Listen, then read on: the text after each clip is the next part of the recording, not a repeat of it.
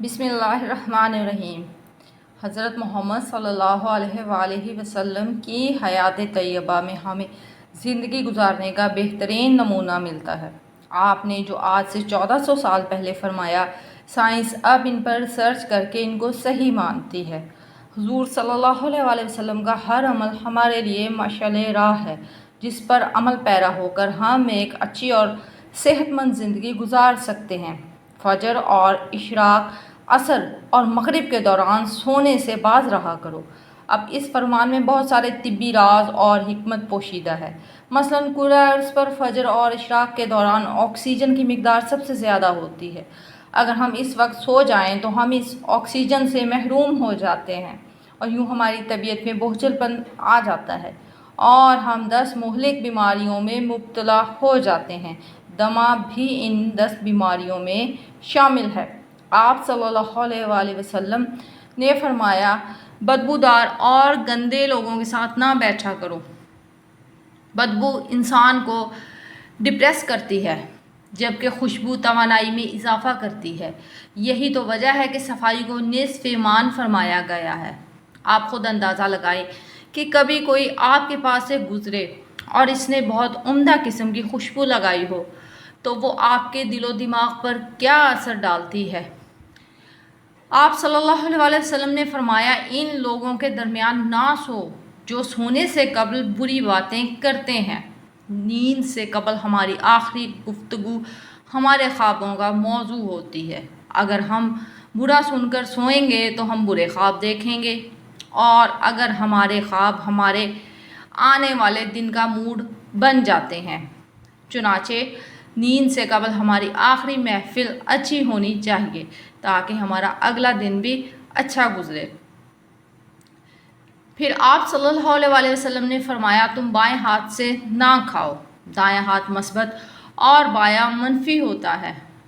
जब हम हर काम दाएं हाथ से करते हैं तो हमारी मस्बत सोच मजबूत होती है, और जब हम अपने पूरे बदन के काम बाएं हाथ से करते हैं तो हमारी मनफी सोच ताकतवर होती चली जाती है।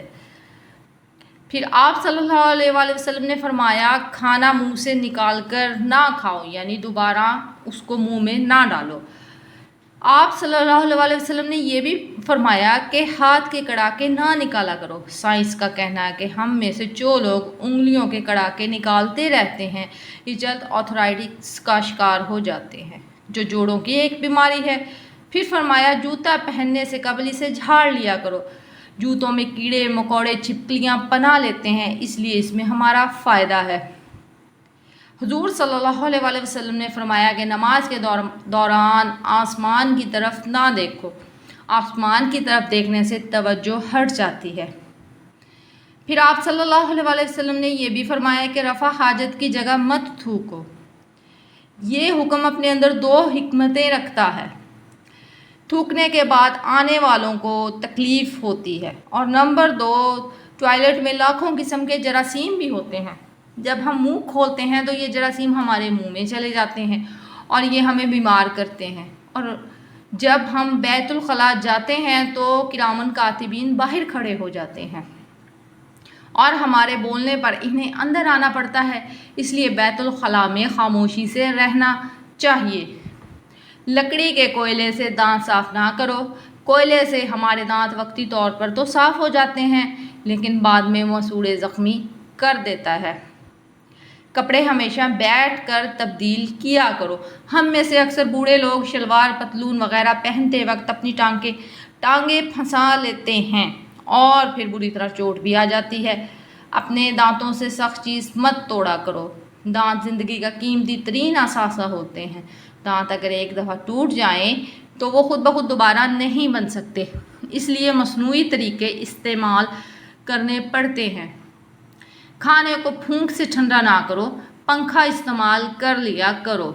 जब हम गर्म खाने को फूंक मारते हैं तो हमारे मुंह के बैक्टीरिया खाने को जहरीला बना देते हैं। ये हरकत तहजीब और शाइस्तगी के भी ख़िलाफ़ है। आप सल्लल्लाहु अलैहि वसल्लम ने फरमाया, खाना खाते हुए खाने को सूंघा ना करो। खाने को सूंघना भी बद तहजीबी होती है। आप सल्लल्लाहु अलैहि वसल्लम ने फरमाया कि खाने پر سارا منہ نہ بھر کر کھایا کرو، کیونکہ جتنے اچھے طریقے سے نوالے چبا کر ہم اپنے معدے کو دیں گے تو وہ اتنا ہی اچھا کام کرے گا۔ ہمیشہ چھوٹا لقمہ لیا کرو اور دیر تک چباتے رہا کرو۔ آدھا معدہ بھرنے کے بعد حضور صلی اللہ علیہ وسلم کھانے سے ہاتھ کھینچ لیتے تھے۔ یہی صحت مند رہنے کا راز ہے۔ اسی وجہ سے مدینہ کے تمام طبیب بے روزگار ہو گئے تھے، کیونکہ تمام بیماریاں خراب معدے کی وجہ سے ہی پیدا ہوتی ہیں۔ اندھیرے میں مت کھایا کرو، کیونکہ اندھیرے میں کھانا کھانے سے کیڑے مکوڑے شامل ہونے کا خدشہ ہوتا ہے۔ دوسرا، روشنی میں کھایا ہوا کھانا زیادہ انرجی دیتا ہے۔ آپ صلی اللہ علیہ وسلم نے فرمایا کہ دوسروں کے عیب تلاش نہ کرو۔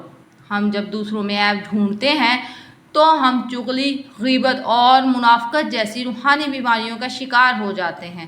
حضرت محمد صلی اللہ علیہ وسلم نے فرمایا، اذان اور اقامت کے درمیان گفتگو نہ کیا کرو۔ پھر یہ بھی فرمایا کہ دوست کو دشمن نہ بناؤ۔ یہ فرمان نفسیات اور معاشرہ دونوں کے لیے انتہائی اہم ہے۔ ہمارے دوست تمام کمزوریوں سے واقف ہوتے ہیں، اور جب وہ دشمن بن جاتے ہیں تو دنیا کے خوفناک ترین دشمن ہوتے ہیں۔ دوستوں کے بارے میں شکوک نہ ڈالو، شک دوستی کے لیے زہر ہوتا ہے۔ پھر فرمایا کہ ایڑی مار کر نہ چلو، کیونکہ یہ تکبر کی نشانی ہے اور مسلمانوں کا شیوا نہیں۔ ہمارے دماغ کے جوڑ ہل جاتے ہیں۔ پھر فرمایا کہ جھوٹ نہ بولو۔ ہم اگر صرف جھوٹ چھوڑ دیں تو معاشرہ ہزاروں برائیوں سے بچ سکتا ہے۔ نیز فرمایا کہ ٹھہر کر اور صاف بولا کرو تاکہ دوسرے کو سمجھنے میں آسانی ہو سکے۔ آپ صلی اللہ علیہ وسلم نے فرمایا، اکیلے سفر نہ کیا کرو، شیخی نہ بھگارا کرو۔ شیخی بھگارنے والے کو باعزت نہیں سمجھا جاتا۔ جو لوگ عزت بڑھانے کے لیے شیخیاں مارتے ہیں وہ ہمیشہ کے لیے عزت گنوا بیٹھتے ہیں۔ گداگروں کا پیچھا نہ کیا کرو۔ مہمان کی کھلے دل سے خدمت کرو۔ یہ عادت ہماری شخصیت میں کشش پیدا کرتی ہے۔ پھر آپ صلی اللہ علیہ وسلم نے فرمایا، غربت میں صبر کیا کرو۔ صبر بہت بڑی دولت ہے۔ یہ دولت کبھی کسی انسان کو غریب نہیں رہنے دیتی۔ اپنی خامیوں پر غور کیا کرو اور توبہ کیا کرو۔ ہم اپنی کسی ایک خامی پر قابو پا لیں تو ہم میں 10 خوبیاں پیدا ہو جاتی ہیں۔ برا کرنے والے کے ساتھ ہمیشہ نیکی کرو۔ یہ بھی آپ آزما کر دیکھ لیں کہ آپ کے دشمنوں کی تعداد کم ہو جائے گی، یعنی یہ دشمنوں کی تعداد کم کر دے گا۔ اللہ تعالیٰ نے جو دیا اس پر خوش رہا کرو۔ ہم دوسرے پرندے کی کوشش میں پہلا پرندہ بھی اڑا دیتے ہیں۔ جو ہمیں مل جائے، ہم اگر اسی پر صبر کر لیں تو ہمیں اللہ اور بھی زیادہ دیتا ہے۔ اور یہ منع فرمایا کہ زیادہ مت سو، نیند کی وجہ سے یادداشت کمزور ہو جاتی ہے۔ رات کو سونے سے پہلے کم از کم 100 بار استغفار کر لیا کرو۔ یہ عادت عبادت ہے۔ چلتے ہوئے بار بار مڑ کر نہ دیکھو۔ اچھے کاموں میں دوسروں کی مدد کرو۔ اپنے فیصلے سے قبل مشورہ ضرور کر لیا کرو۔ اللہ تعالی ہم سب کو ان نیک اعمال کو اپنی زندگیوں میں شامل کرنے کی توفیق عطا فرمائے۔ آمین ثم آمین۔